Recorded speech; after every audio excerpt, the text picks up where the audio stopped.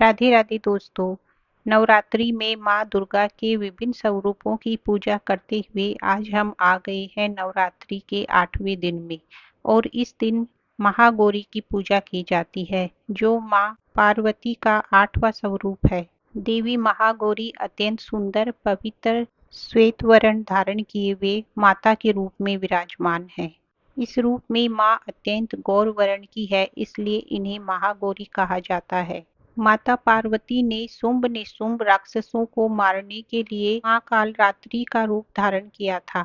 इस कालरात्रि स्वरूप में माँ ने शुंभ निशुंभ रक्त बीज और चंड मुंड का संहार करके देवताओं को उनका स्वर्ग वापस लौटाया था। इसके पश्चात जब माँ कालरात्रि वापस भगवान शंकर के पास कैलाश पर लौटी तो भगवान शिव ने उन्हें मजाक में ही काली कहकर संबोधित किया। तब माँ कालरात्रि ने ये सोचा कि उन्होंने तो ये रूप सिर्फ दानवों का संहार करने के लिए ही लिया था, अतः अब मुझे फिर से अपने वास्तविक और सुंदर स्वरूप में आना चाहिए। ये माँ कालरात्रि ने विचार किया। माँ कालरात्रि ने अपने इस काले स्वरूप को त्यागने और अपने गौर वर्ण को वापस पाने के लिए हर संभव प्रयास किए, लेकिन वो अपना गौर वर्ण वापस नहीं पा सकी।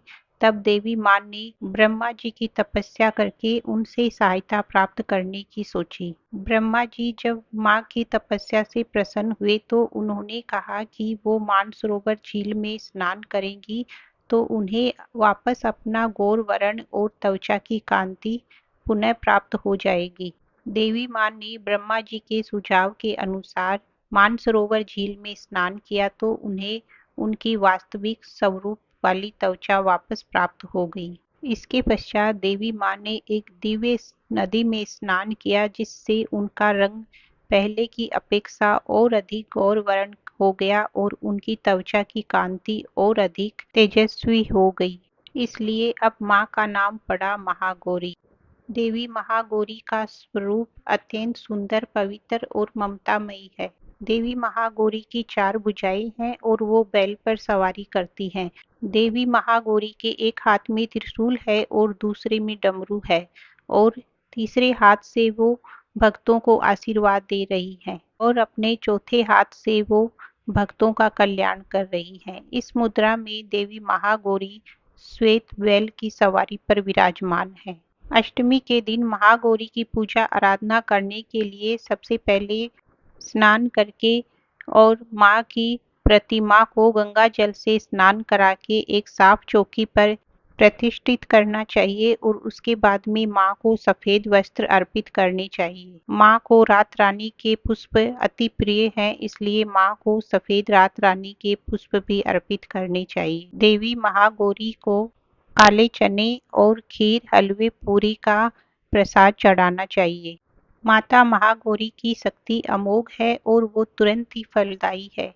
माता की उपासना करने से भक्तों के सारे बुरे कर्म नष्ट हो जाते हैं और भक्तों के सारे पाप भी नष्ट हो जाते हैं और भविष्य में उनके भक्तों के पास किसी भी प्रकार के पाप, संताप और दोष नहीं आते हैं। महागौरी की उपासना करने से भक्तों को बहुत प्रकार के पुण्य प्राप्त होते हैं। अष्टमी के दिन महागौरी की पूजा उपासना के साथ साथ ही कन्या पूजन का भी विधान है। इस दिन 2 वर्ष से लेकर 10 वर्ष तक की कन्याओं का पूजन करना अति पुण्यदायी है।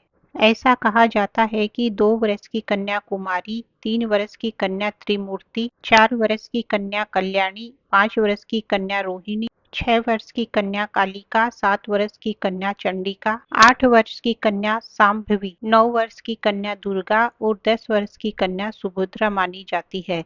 इन कन्याओं के साथ ही एक बालक को भी आमंत्रित करना चाहिए जो कि बटुक भैरव के रूप में माना जाता है। महादेव ने माता के शक्ति पीठों को स्थापित करते समय शक्ति पीठों के साथ एक भैरव को भी प्रतिष्ठित किया था, इसलिए कन्याओं के पूजन के साथ साथ एक बालक को बटुक भैरव के रूप में अवश्य ही पूजा में बिठाना चाहिए। अष्टमी के दिन कन्या पूजन के पश्चात कन्याओं को कुछ उपहार देकर विदा करना चाहिए। इससे भक्तों पर महागौरी की विशेष कृपा बनी रहती है और भक्तों के सारे रोग, संताप, दुख, दर्द मिट जाते हैं।